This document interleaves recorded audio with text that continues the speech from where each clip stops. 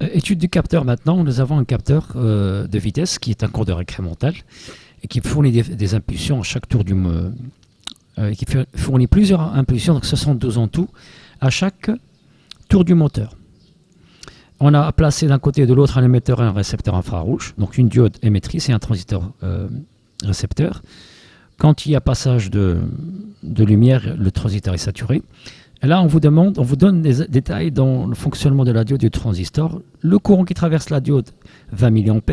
La tension assez bonne quand elle est conductrice, 1,5 volts. Le transistor, quand il est saturé, donc la tension VCE égale à 0, mais IC max égale à 0,5 mA. On vous demande donc de calculer les résistances. R1 et R2, pour trouver la résistance, nous avons les valeurs des courants IF et IC. Il va falloir trouver les tensions.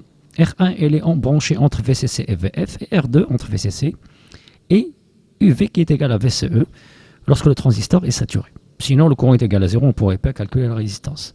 Voilà ce que ça donne, donc une simple application numérique, une simple application de la loi d'Ohm. Pour R1, c'est VCC moins VD sur IF, on trouve 175 ohms. Et pour R2, c'est VCC moins VCE SAT, puisque lorsque le transistor est saturé, VCE égale à VCE SAT, qui est égal à 0, sur IC max. Ça nous donne 10 kΩ. On vous demande l'état du transistor en fonction, la tension UV lorsque le transistor est saturé, donc c'est 0, et lorsqu'il est bloqué, le transistor est relié au VCC, 5 volts. On vous donne maintenant la relation qu'il y a entre la fréquence et la vitesse du capteur, mais on veut que vous démontriez la relation entre la fréquence et la vitesse du moteur, sachant qu'entre les deux, entre le capteur et le moteur, il y a un réducteur dans le rapport de réduction égal à 1 sur 25.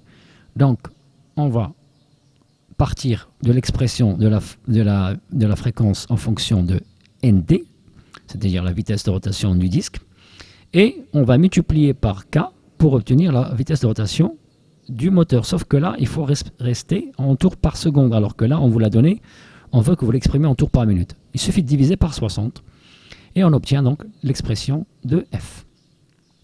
Maintenant, nous avons deux valeurs de N de la vitesse du moteur, 200 et 4000. On vous demande de calculer les Fmin et Fmax, donc application numérique directe de cette équation-là. On applique maintenant le signal à un convertisseur fréquence-tension, qui est formé par un monostable et un filtre. D'abord, le monostable, il donne une période T0 qui est constante égale à 2 millisecondes, et la valeur maximale égale à 5 volts. On vous demande d'exprimer la valeur moyenne de ce signal-là. Je vous rappelle que la valeur moyenne, c'est la valeur maximale fois T1 sur la période T. Donc, maximum, c'est VCC, T1, c'est T0, et la période, c'est 1 sur T. Donc, 1 sur T, et la période, c'est T. Donc, on divise par T, ça vous donne F. Et je remplace VCC et T0 par leur valeur numérique. J'obtiens donc 0,01 fois F. Une question sur le filtre. Le filtre qu'on a utilisé pour le convertisseur, il faut qu'il laisse seulement la valeur contenue, la fréquence nulle. Il doit éliminer le reste. Ce qui veut dire qu'il faut que ce soit un passe-bas. Il enlève tout ce qui est supérieur à la valeur 0. On vous demande maintenant de calculer les valeurs moyennes pour Fmin et Fmax, sachant que Fmin et Fmax, c'était donné ici. C'est 10 Hz et 200 Hz. On revient. 10 Hz et 200 Hz. Je remplace donc tout simplement, je multiplie par 0,01. Ça donne 0,1 volt pour Fmin, pour URmin, et URmax égale à 2 volts. Ensuite, la conversion. On va appliquer cette tension-là pour la convertir sous forme d'un nombre n. Dans l'équation est donnée ici, en fonction de UR, la tension qui est l'image de la vitesse. Et on a donné les valeurs des tensions de référence, positive 5 volts et négative égale à 0. Bon, application numérique directe, sans oublier de ne laisser que la partie entière. N1 égale à 5 et N2 égale à 102. Alors maintenant, dernière partie, c'est le commande, plutôt l'avertissement concernant la charge de la batterie. On a un programme qui va tester le niveau de la batterie et envoyer un bip si la charge est correcte, 2 bips si elle est moyenne et 3 bips si elle est insuffisante. Donc on doit d'abord lancer un sous-programme qui permet d'acquérir la valeur le niveau de la tension de la batterie, représenté par UBAT, et le convertir en un nombre NBAT.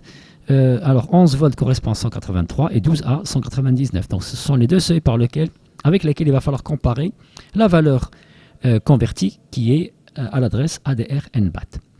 Donc, premièrement, on lance l'acquisition. On lance un premier bip parce que de toute façon, il faut au minimum un bip.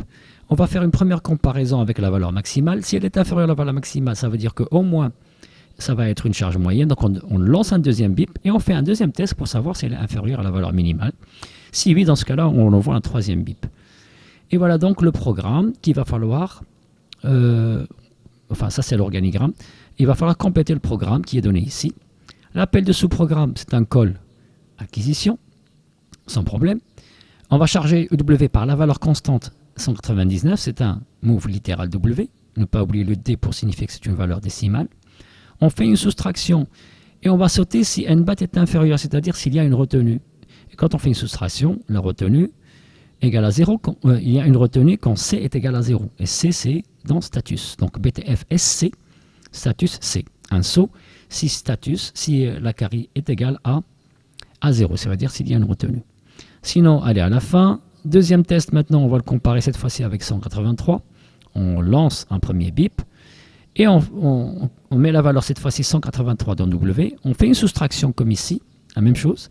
Et on va faire un saut toujours si nbat égale est inférieur à W, c'est-à-dire s'il y a une retenue.